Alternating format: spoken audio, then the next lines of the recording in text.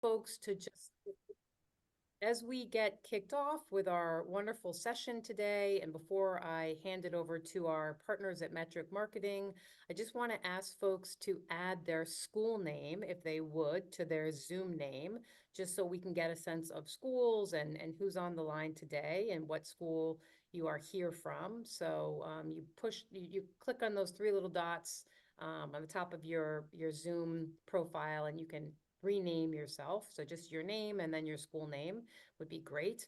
I just want to remind people, as you know, that the session is being recorded. It will be available to you afterwards, that our friends from Metric Marketing will share their slides. So you will have those slides to reference afterwards. And then any other resources that they mention or that they might be willing to share, we'll post those as well as part of the follow-up session. In addition, as questions come up, they would very much like to be interrupted gently as they go. So don't be shy about asking questions, or if there's something that Kevin's talking too fast and you need him to slow down a little bit. I happen to love how fast he talks, but he does talk kind of fast. Just put it in the chat box and we'll make sure that something gets repeated or reviewed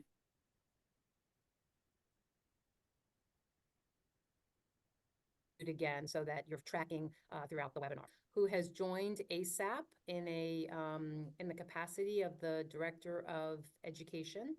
And Carrie will be doing a lot of these webinars in the future. So Carrie's here.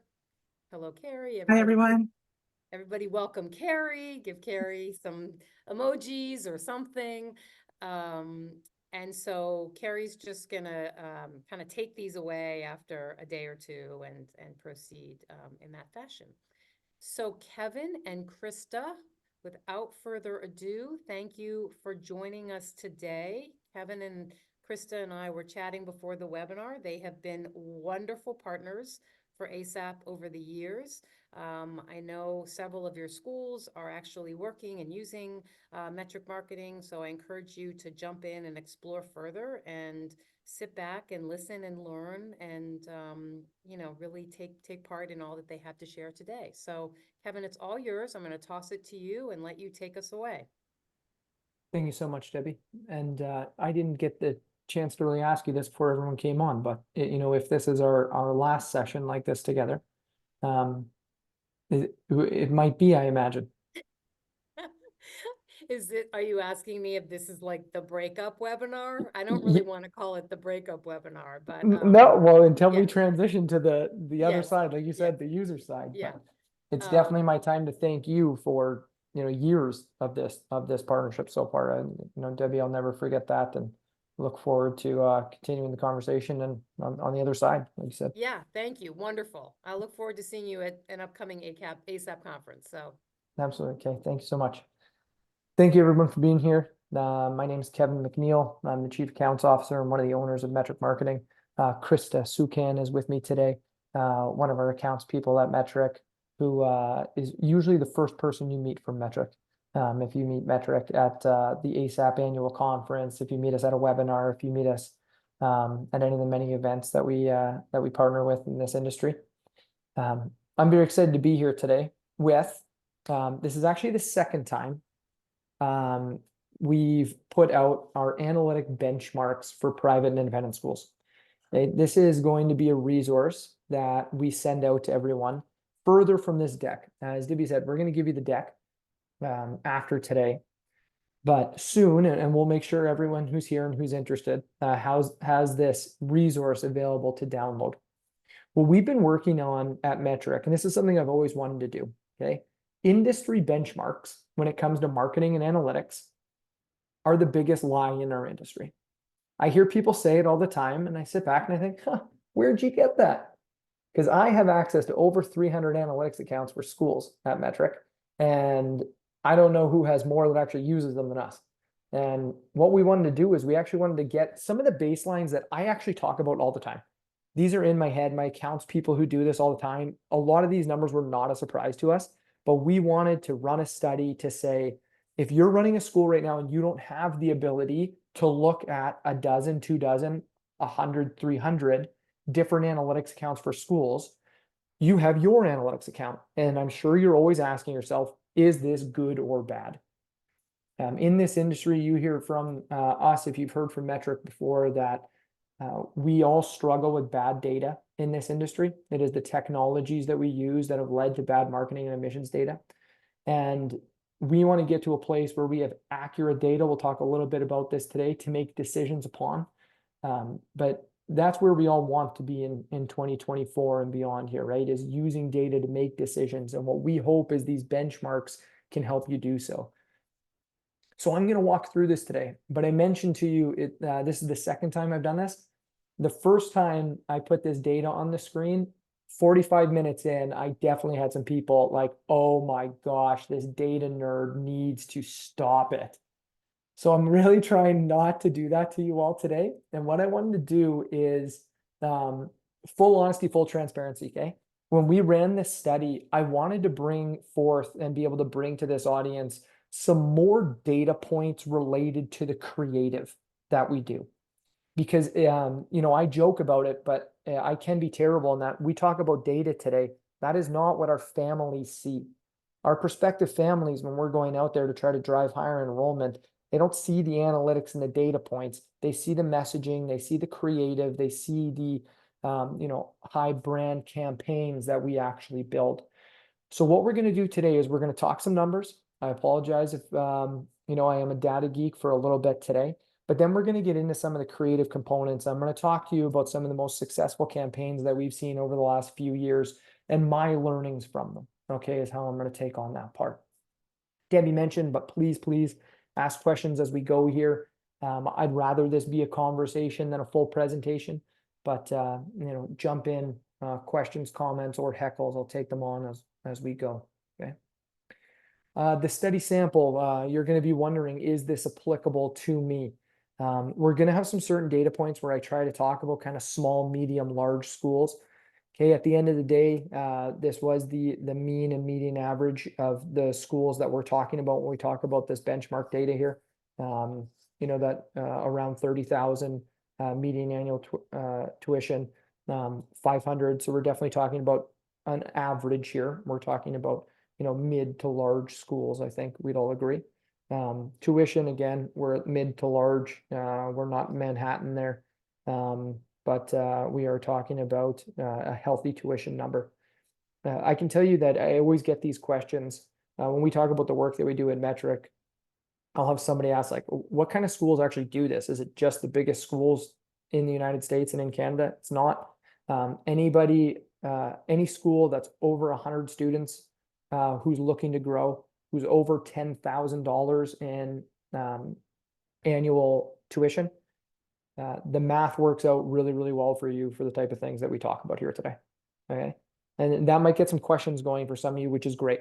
Okay. Take this as a medium, but then also if you're above 10,000, above 100 students, also think about, what is the difference between me and a school like this when it comes to the marketing analytics? I'll try to do a good job trying to harken back to that. Okay. Again, the type of school types that we're looking at here, we have a lot of K-12s in here, without a doubt. A big part of our success. More grade levels, more entry points are great for us. When we talk about Metric clients, we kind of skew towards K-12s or K-8s, but we've had tremendous success. You're going to see some good high school learnings in here, I think. We're more co-ed in this first, but we do hope this is our first benchmark study ever. Okay, if you are a single gender school, you're going to be the minority here, but you're still represented within the data. And 15% offering boarding. One thing that we, in version 1 of this benchmark study, geographic baselines is not a heavy component of this first one. We're talking about real fundamental analytics that you can take and action upon, is what this first one came out to be. Our first set of data, and for anybody who's heard us speak before is going to know the words customer journey really, really well from us all at Metric. Okay, customer journey is a philosophy that we teach every day about respecting the long and well-researched nature of a family, getting from awareness to familiarity to consideration and then to conversion. That's also a way that we can break down analytic learnings. If we think about that customer journey, step one is, who is the audience that we're bringing to us? We can use audience segments of all kinds, all towards one goal, really. Am I getting the right, if we're talking about growing our schools, hitting our admissions numbers, am I getting the right prospective families to us? If I am getting the right prospective families to us, is my advertising aligned to who that audience is? Which this first data point would be your first action point. You're probably going to end up, if you get into your analytics, somewhere along this baseline here. I don't see a lot of outliers for this. The biggest teaching that this can give us here is that, is mobile a secondary device for our websites, our landing pages, whatever we send our prospective families to? No, it is normally our primary device type, but desktop still plays a large role in the audience that we drive. We see this particularly when we look at our converting audience. Okay, all jargon aside, everybody, your website's got to be great on mobile these days, but it's also got to cater to a desktop user, because we'll have a lot of families fill out that giant application form on their desktop, but they're going to respond to a lot of our advertising, and they're going to fulfill a lot of their customer journey on their mobile device. And tablets are second screens these days. Now, we don't see great engagement on anything but video out of our tablet audience these days.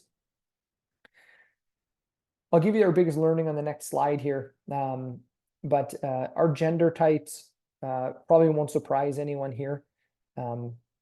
We need to be respective of when we see this type of data coming in, and our sample is made up of metric clients and non-metric clients. Hey, I'll tell you the biggest difference, other than better data, should be one thing that we see out of our metric clients. The other thing that you're going to see is more targeted advertising is happening if somebody's working with us. So when I see this, I know that that's a mix. I'll tell you, if you're not doing a lot of targeted advertising, the first thing you need to be thinking about is, when you look at your own demographic breakdown, is it your buying audience? Okay, because we know that our prospective parents live in, our 25 to 35s, or 35 to 45s, or 45 to 54 primarily. Okay, if we're skewing younger than that, we're usually not getting into our converting audience for a prospective family.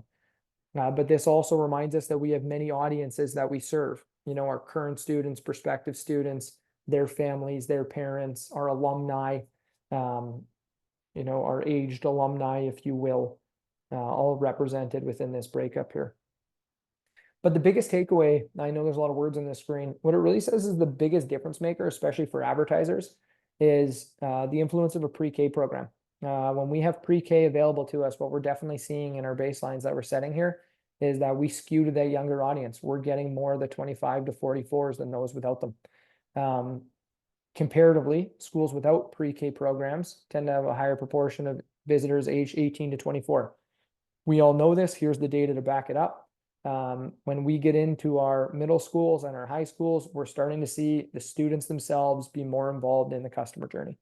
Okay, you're going to see that in some of our examples, but these are data points that you can run with and hopefully do some fact finding or planning around. If I'm pre-K, am I built to nurture the leads of extremely young families? Okay, we see leads coming in from families with 1-year-olds and 2-year-olds, and very, very young parents out there who will still start their customer journey. And one of the things we want to be asking about is, are we built to nurture those long-term leads? And the other piece of the puzzle is, if I'm running a high school or a middle school, anybody here with middle school numbers that they can improve? Most every middle school that I meet, yep. We do have to start considering that student audience at that time. They're going to be part of the decision-making criteria here. We see them visit our website. We see them eating our content. I promised I wasn't just going to spew numbers at you. Okay, so the first case study we're going to jump out to here is STS. This is a school that we've worked with for a long time. Don't mind the Canadiana for any of my American audience here, which I know most of us are in the US today. All of my other examples will be in the US. But I always come back to STS as a teaching because we've learned so much working with them. Okay, this is a school that when we started with them, our goal was to grow enrollment. We've gone on now and we've started opening, STS has opened a remote learning initiative that we're looking to now grow and build because we have really strong enrollment at the school. The story I wanted to tell of one of my big learnings with STS is selling through storytelling has been so effective here. Okay. Getting into mediums, and you'll see this as a takeaway in a few of the different campaigns that we focus on today. But we used to have to buy TV advertising, which is really expensive, to tell a story in a visual and narrative medium. And today we can do 6-second, 9-second Instagram posts, ads. We can do carousel ads. We built on year over year over year with STS in the Say Yes campaign. So in the first year, we had static ads. In the second year, we started adding so that all the ads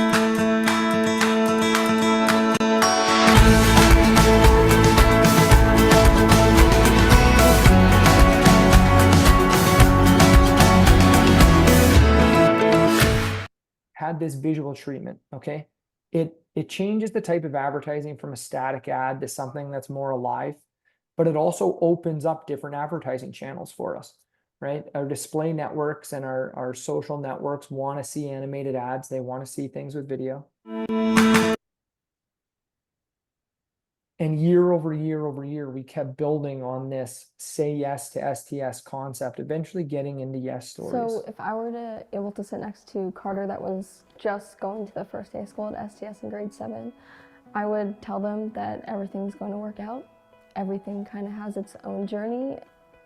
I think that I was just kind of nervous about going into this school environment because I had really only been to public school for all my life. Those deeper connections with teachers. Can't give Carter the whole 3 minutes he deserves here. But you know, when you get this deck, if you go through it, or Tiwa's story or Jude's story, what Yes Stories was meant to do was keep furthering the story that we've been telling the marketplace. Okay, that we were a school that accepted a lot of different kids and that allowed different kids to thrive in what they were interested in, what they were enthusiastic about. Yes Stories was a set of if I were to content pieces that showed really different kids doing different things. STS really encourages all the students to be balanced and to do everything, which is academics, music, and athletics. It really helps me be able to do everything I enjoy. I live by the motto to be the best at everything that I can be at.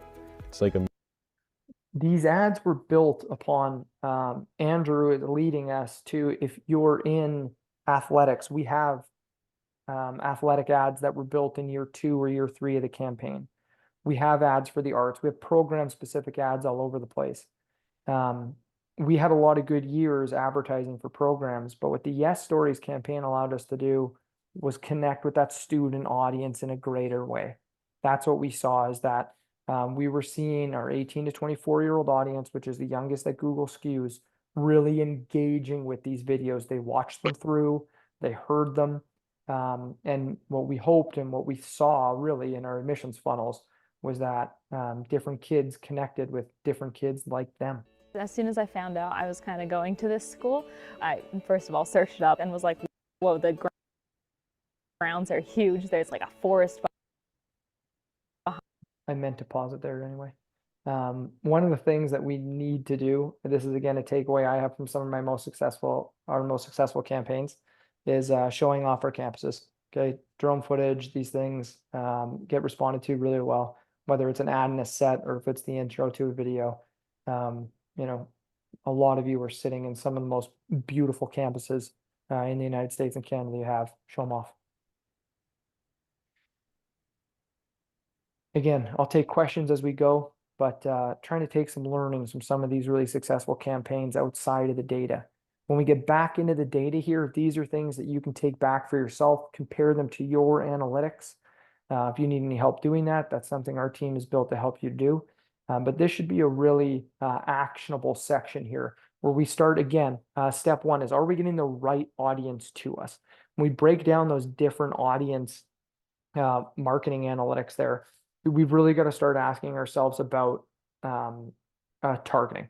Are we getting the right audience to us? And then we can bring that back. We'll start talking about engagement eventually here to say, do we have the right content? Are we saying the right things to these different audiences that get to us? When we get into acquisition, this is how are we driving those families to us? So this is the number one place where we've got to start asking ourselves about our advertising and our marketing for our schools. Okay. One of the biggest gaps that we see when we get into a school's analytics account and we're getting to know them is that we've all been like kind of taught to look at traffic, but we look at traffic at Metric in two ways. We have our long-term traffic drivers like organic search, referral traffic, direct traffic. Those are really your three kind of organic long-term return on investment drivers. Okay. When you put yourselves into one of these buckets, okay, that our sample produced, and this is the right way to display this data, a mean average is great. You can go back and ask yourself, am I driving enough traffic? Let's tie that to an objective. If I'm not hitting my enrollment goal, is one of the things I need to do is get out to my target audience more often. The other four traffic drivers are paid traffic drivers: social, display, paid search, and email. When we drive traffic in a healthy way to a school, this number should be divvied up in those 7 ways that somebody finds in the internet that I just listed.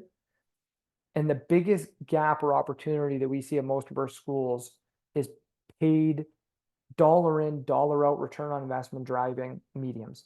That if we go back and we say to ourselves, I'm at the really low end of traffic driving here, one of your biggest opportunities could be early on, paid channels, dollar in, dollar out, advertise more.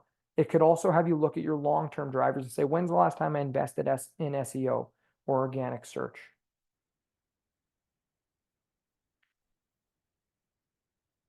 This is a breakdown from the whole study that we did. Okay, I mentioned that a really healthy analytics account is going to be a little more spread out. What I would be comparing myself to if I saw this data, okay, first and foremost is this organic versus paid. We have a lot of our clients that we see a lot of success with. Our paid channels are more 30-35% of the total traffic that we drive. Now, if you're great at organic search, that's not a bad thing. Organic search is extremely important. A takeaway that you also want to have, you go back and look at this data for yourself, is, well, for one, a lot of you don't get the credit you deserve for the email marketing that you do. We find that a lot of, because the technologies, the email carriers that you may use to put out email marketing are not tied back to your analytics. So it's an action item. Paid channels, huge opportunity for a lot of you in the audience today to increase the targeted traffic that you're driving. And then organic search is actually a big one. If you're really low on this, I've never seen, and this, I can even go back to the private sector, I've never seen a really healthy analytics account that wasn't good at organic search.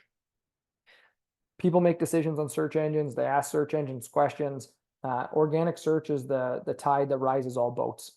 If we want to drive more leads, short-term paid channels, long-term organic search is number one with a bullet. Ask yourself, when's the last time that you invested in SEO? Can be an actionable takeaway if you're skewed here one way or another.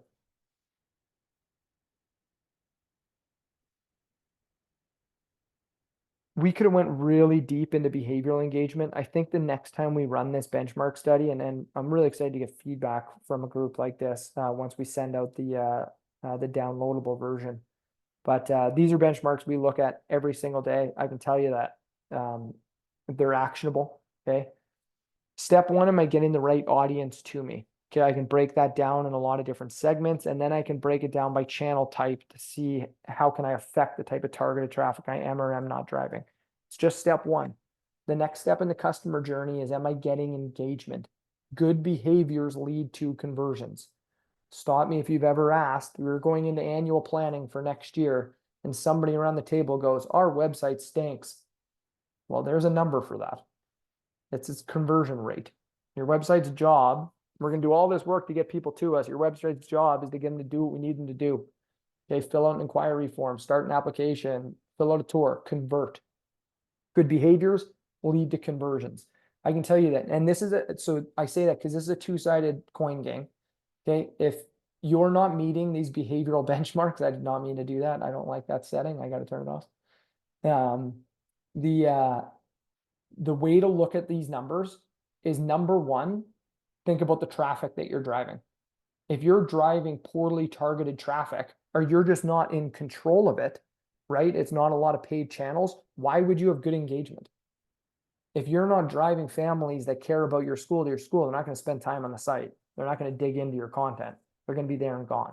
So number one is quality of traffic. Then number two is website. Is your website's doing its job? Okay. Views per session. We actually see really healthy schools that are over 3 views per session. This used to be page count in the old analytics, is comparable here. Session duration, take this away from just a pure data point. We see really healthy schools that have their converting audience, which is what we end up looking at when we have good data. So we really want to know the families who do inquire, who do convert, who do start that application, how long did they spend on a website? And it's upwards of 3 minutes. And again, take that away from a data point. Just think about a family who's going to dig in and actually start an application. They're looking into faculty, they're looking into programs, they're looking into tuition. They're going to get that 3 minutes, and they're going to get that, 2 to 3 views per session. And then engagement rate. This used to be bounce rate in the old analytics, if anybody's used to that number. This is one that you can take to the bank. If your engagement rate is below 50%, you've either got some real work to do in your website or some real work to do in the quality of traffic that you're trying to drive. Engagement is measured by really all these other behavioral analytics. It's, did somebody come to the site and view more than a page, get good scroll depth, spend good time, complete some sort of event. Also take into account, if you're way off any of these benchmarks that we talk about here today, it's probably a data issue. It's probably data cleanup. You're probably not the one outlier.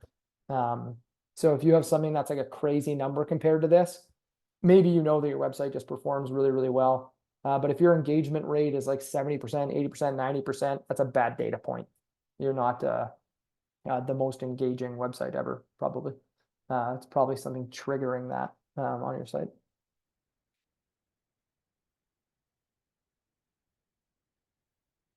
Website conversion rates, okay? Somebody can yeah me if they've sat in one of these webinars before. My gosh, I'm a broken record with these things. This is the data point that everybody gets wrong in our industry, okay? When we see a school's analytics count, conversions are often these things up here. Okay? We're calling success a page view or a button click or things like this. These are the hard things that are actually going to be correlated to the number of leads that I have in my enrollment management software. And these are the tougher things to track. We help schools with this all the time. The big number for me is that when we meet a school, and here's the number, we know this, we either meet a school that has a 0% conversion rate because they're tracking no conversions, or we have a number like this, 19%. I go through this exercise with a school all the time. When we talk about conversions in our marketing analytics, that should be a number that's very correlated to the number of leads that you have in your enrollment management software. So if you go back to your marketing department, if you're in admissions, say, how many conversions do we have? And they say, we're great, we're at like 19%. We drove 200,000 conversions. Well, you don't have 200,000 leads, and those things need to be squared up. So I've done entire talks on this topic here. I'm trying not to be the biggest broken record in AISAP history when I come to these things. I think Debbie's leaving because she's heard me talk about this too much. But this is definitely the number one thing that we need to fix to make decisions based on data, is getting a good conversion rate. We didn't want to write it because we didn't have enough data to substantiate, but I can tell you that when you have the right data coming through, a good conversion rate is somewhere around 2%. or anything around 2%. And if you go back and you think about the median traffic that we looked at benchmark, just run those numbers if you want to question any of this. 19% at 80,000 users is a lot of leads in a year, if that was leads. 2%, a little more accurate to what I think most of us see in our enrollment management software. That one's loaded. That's a loaded stat. If you have questions about that, fire it at me. But like I said, we talk a lot about improving conversions, and it is a huge step into making decisions based on data. But I don't just want to spit numbers at everyone today. We want to tell some stories about learnings that we've had for extremely successful campaigns that we've been working on for the last couple of years. BB&N has been a tremendously successful partnership for us with a very clear goal in mind. With BB&N, we have campaigns that are really built to support their very real DEIB objectives. Okay, we are trying to drive in students that can add to our community, that can bring things to our community that we're looking for, and they are the biggest case study to me about if we want to change the families that we have in our funnel so that we can bring in some different families. We've got to change the way that we're advertising. We got to change the way that we're getting out our reach. I meet a school, especially great schools like this, all the time that say, well, we live on word of mouth. Well, schools that live on word of mouth, it's usually the same people in the same communities who are driving into our admissions funnel. If we want to change that, let's change the way that we're doing our targeting. Let's get out there to a larger audience. This is a campaign that shows a lot of diversity, real diversity in the student body. We did a photo shoot for this with a lot of different kids, a lot of different age groups represented in different ways. And BB&N has great depth and breadth to their campaign as far as their marketing channels go.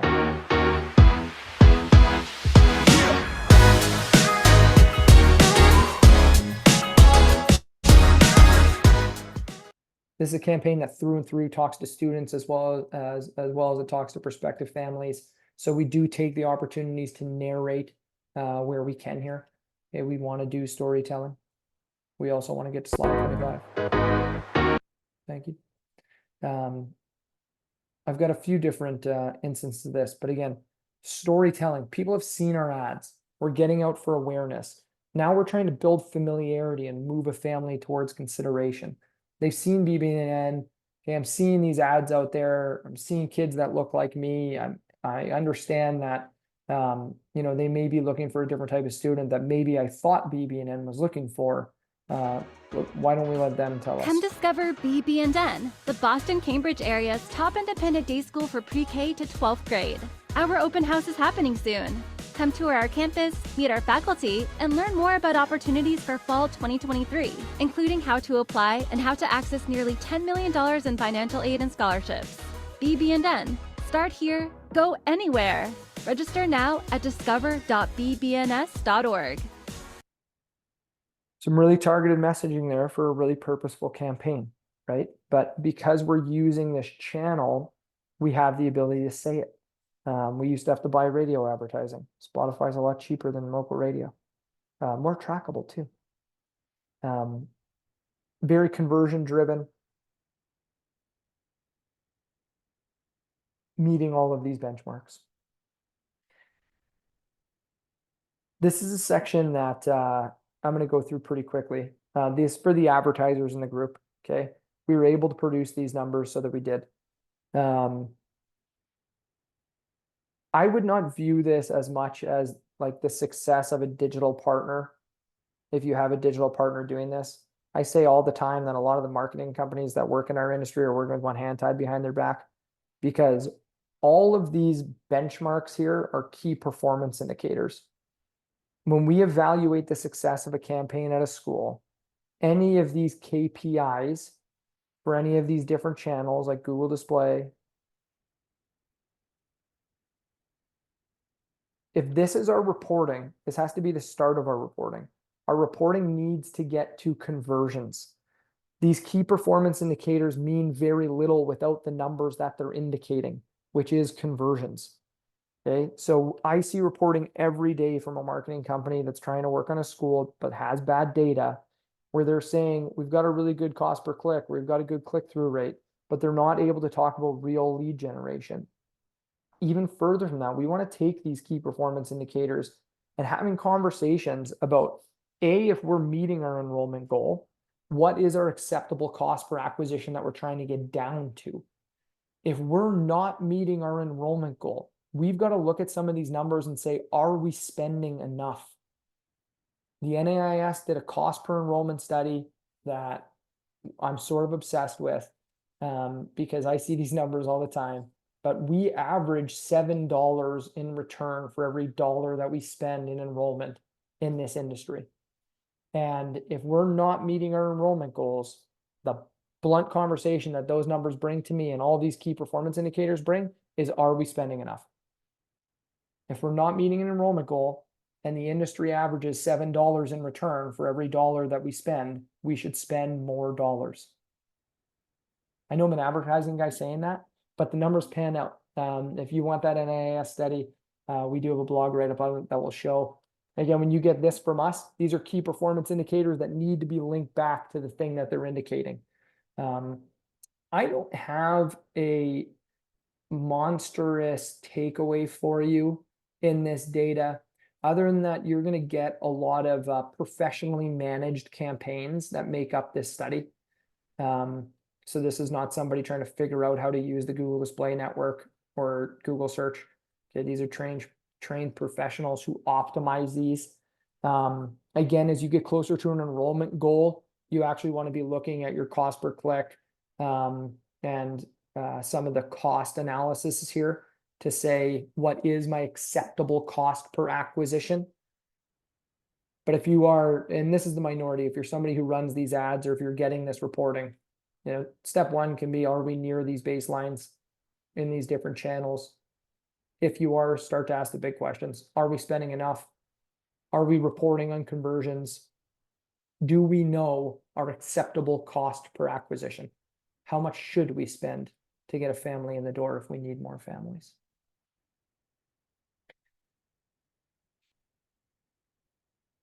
With that, we'll get to another example of a campaign with some learnings here. This is Case out in San Francisco, California. This is a campaign that we're looking to fill a beautiful new campus that is opening this fall, and the campaign started for our enrollment season last fall, of course. Great depth and breadth again to their advertising. What that means is that when we look at those 7 ways that somebody finds us on the internet, maybe we'll add audio to that list because we looked at some Spotify here today. That we know that we're really covering our bases. We don't run an ad campaign and hope an ad works or hope that pay-per-click advertising meets our enrollment goal. It's all part of an overarching system.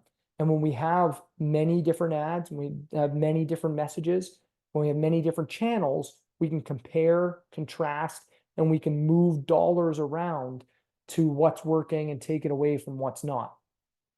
If we only have a few tactics in place, we're going to fail and succeed based on the success of those individual tactics. This is another Spotify ad here. I'll just let you. Imagine how far Mandarin immersion will take your child. Give your child a truly global educational experience at Case in our new home on 19th Avenue in San Francisco. Our preschool through 8th grade programs immerse students in Mandarin and focus on the whole child so they can go further in school and in life. Begin your academic adventure. Visit cais.org/go further. This is a very purpose-driven school. Okay, this really is trying to make a change in children's lives. This and the next example I'll take you through is talking about multiple audiences, but you can see through that ad and through some of the messaging and some of the animated ads that we have here.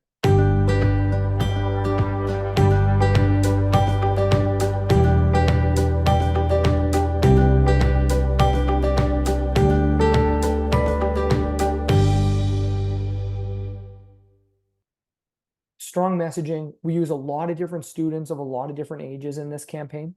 Okay, I'll show you one more here.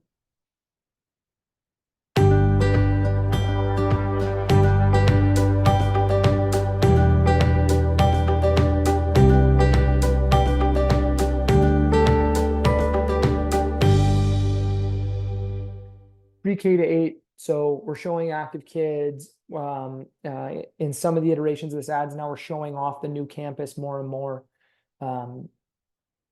We have to do a lot of front funnel awareness here. We're in a new location. We are a new building. We are different for the marketplace and some of the other schools out there. So the animation, the bright color, the movement is all about getting new eyeballs to the campaign early on. And then we work with those narrative mediums to kind of continue telling the story.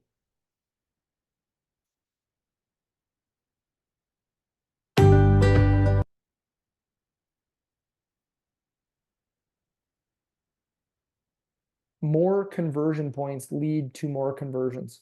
Okay, this is a school that's a case study. Like I'm not using their analytics to tell this story, so you've got to kind of follow me here. Please ask questions. This doesn't make sense. This admissions team does such a great job giving multiple ways for a family to engage with the school, whether it's an info session, whether it's virtual, in person, open houses, personal tours. I look at their analytics, and I've told this to them. They are an industry leader, and proof in the pudding. To more conversion goals leads to more conversions. They drive a ton of leads through a ton of different avenues because their admissions team is thoughtful and willing to do that for families, and families take it, teams. It's a really important lesson that we can take and learn from Case. The last example I'll take you through, the Lycée Français in New York. This is a campaign that... Yeah. Sorry, Yeah. there's a question, so I just wanted to read it out loud. All right. From Melissa. She just wants to know about the channels we're using for distributing the short video ads for Case. Yeah, for Case, we're definitely in the Meta platforms. Google Display allows us some short video ad capabilities, and I couldn't tell you for sure if we're doing YouTube pre-roll with those, but YouTube pre-roll is another one I think about every time I think about video. Also used on landing pages and in landing copy where appropriate as well. But those ones that you saw there, they'd be display ads, mostly in social.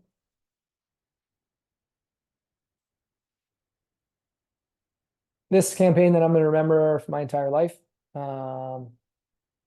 meeting the team at the Lycée and spending time with them, and they're a great partner of ours, got me to a point where I have my son in a French school locally here.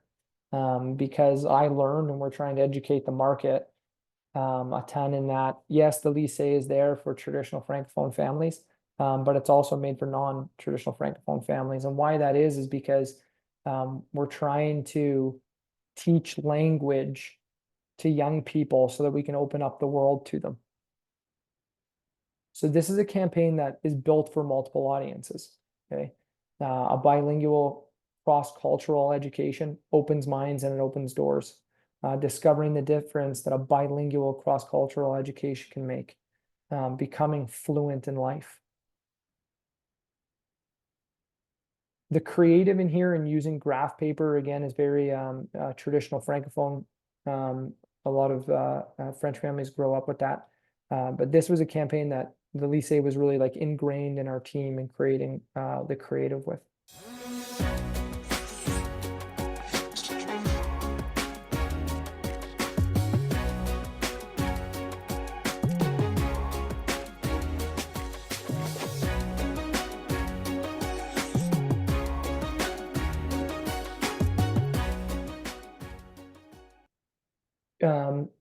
Some of you may have noticed that going from the first example that we saw today, which was video shot for a campaign, that the last two examples we've taken through is really all B-roll. We didn't have to do a dedicated photo shoot or video shoot for either of those campaigns. So there's different ways to get these different channels activated to get into this narrative storytelling for different types of budgets. And one of the most important things that we always teach when we're talking about the Lycée or any of our campaigns is that we have different ads with different goals at different stages of the customer journey. Okay, it's not one ad built to do everything. So we go from talking about awareness-based ads, like speaking a language that connects us, to more targeted conversion-based ads that lead you to a landing page. They're trying to get you to sign up for an open house or start your application. A campaign is built to fulfill the customer journey for us, from awareness to conversion, by getting the right ad to the right person at the right time. And we didn't have enough data to substantiate it in a slide early on here, but I think you're going to see it in our big breakdown when it's available for download. The average number of touch points that we see for a converting audience for one of our schools is 7 to 13 touch points before a conversion. That means that for a family to sign up for an open house, for a family to start an application, for a family to fill out an inquiry form, they're touching us 7 to 13 times across different channels with different messages and different ads, if we're built for it. That's why it's a tricky data piece, because we have a bunch of schools that are low touch point conversion, but they're low touch point because they don't get those families back. They're low conversion schools. It's a really important learning that we're going to try to substantiate even more, but I can tell you, if during the campaigns that we run, 7 to 13 touch points, the customer journey that we're trying to fulfill is long and it's well researched, and we need to be built for that. I promised myself I was going to leave good time for questions at 10 minutes. I hit my goal, so I hope I have questions, team.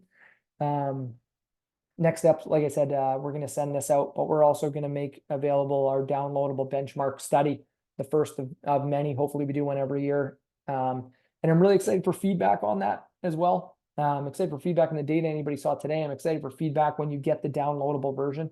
We worked really hard on it. I hope it makes sense for people and that you can use it. I hope it's actionable. But it's only actionable if we use that data to make decisions. Okay, that's what this whole thing is about. Take those benchmarks and come back to me and say, okay, so what? Data nerd guy, this is my number. What would you do with it? Because that's what we're really built to do. Okay, that's why my email address is at the bottom. I like talking about this stuff. I love talking about the creative. I love talking about the stories that we talked about today. And I also love talking about the data. Questions, comments, and heckles. I take heckles as well. Thanks, Kevin. That was a lot of great information presented. Does anyone have any questions? If you do, please type that into the chat. Or feel free to unmute yourself. Hi, I had a question. Sure. I'm curious your perspective on, as you're seeing these 7 to 13 touch points, when should they be filling out sort of these landing page forms?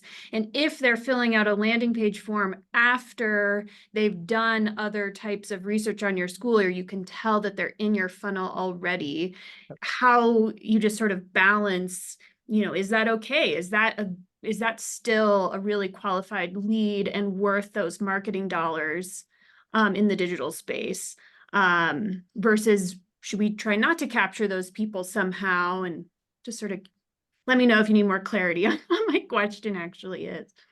I'm going to take a shot, but if I don't answer it, don't let me slide. Okay. We need to nurture that customer journey through those different touch points to drive, the highest amount of leads that we can. A family who gets to your site, so they're past the awareness stage of the customer journey, and they're in the middle, that familiarity consideration. Like, and Google teaches this, that audience, our in-market segment, is our closest to conversion audience that we have to advertise to. But most schools don't advertise enough, which is the blunt talk, which means that they don't get those families back to them often enough. And that's where we leave a ton of initial opportunity on the table. So we certainly want to be nurturing those 7 to 13 touch points. Again, as I tried to explain there, it's a cart and a horse situation, because we see that data when a school is built for it. You're not going to see 7 to 13 touch points if you're not retargeting, if you're not getting back and back in front of those families. And then I think to add on, because of the way you asked the question, the other thing that I would say is that I'm talking about a macro conversion when I say those numbers. So we refer to that as like a lead in the EMS. That's an inquiry form. That's a started application. That's signing up for a tour or on an event. But that doesn't take away from micro conversions. a family who's willing to download something, is willing to give you an email address, who's willing to give you a follow on social media, more micro conversions always equals more macros. So it goes back to that learning from case, more conversion goals. Give families the ability to stay nurtured the way that they want to be nurtured, convert the way that they want to convert. I know that's easier for me to say than the admissions people have to do that work, but yeah, more micro conversions lead to more macros. Did I answer your question? Yeah, no, I think so. And I was just trying to make sure that it doesn't feel like we somehow aren't targeting our dollars if we see them come through, like they've signed up for a tour, but then they're also interacting with us through our paid advertising, that somehow felt backwards or a waste of those dollars. You can a converted audience should be taken out of your advertising audiences. Yeah, for sure. If you are struggling with that, that's a campaign optimization. Just make sure that you're getting those families, from, if that's in your EMS that you're seeing them or what have you, try to get them into your an audience where you're not retargeting them anymore. Yeah, stop a conversion and start with email at that point. Question here: any recommendations on how to find qualified financially when you're at boarding school and market a wide range? This is getting into really hard advertising without a doubt, Caroline. My recommendation, all boarding schools, is to start with your fundamentals. Okay, so we want to be building out on core channels that target. They will naturally target our local and then target based on behavior. So I've never met yet a boarding school that does tremendous international advertising all on their own through paid channels. What we see mostly is that boarding schools have good fundamentals in place so that when we get out to our events, when we do some specific geo-targeting nationwide or what have you, that we're great at the retargeting, we're great at the behavioral advertising, that we find different ways to get out to that audience, but we got to do it in cost-effective ways.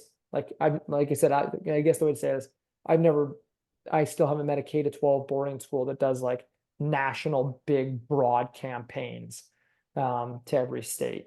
It's got to be really targeted awareness and then really good at the behavioral advertising, and then optimized. All of our boarding schools, what I can tell you is in year 2, we're a lot better than we are in year 1, because if you have bad data, you got to set the baseline in year 1. And then as you can start working towards or working off that baseline in year 2, then you can start getting really big jumps into year 3 and things like that. And then lastly, yeah, that goes with that good breadth and depth thing. If you're a boarding school, you're naturally your advertising's harder. So you can't rely on being good at paid search or good at Facebook advertising. Get yourself into multiple channels, multiple mediums where you can go meet that audience and then move your dollars to what's working and away from what's not. Don't get tactic driven. Okay, thank you, Kevin. That was really good information. We are at time. It appears that all the questions have been answered so far. Kevin, again, thank you for presenting this information. For everyone on the line, please do not forget that we'll be sending a copy of the recording in about 24 hours. Thanks again, Kevin. Thank you, Krista. See you soon. Thank you all so much. Thank you, Carrie.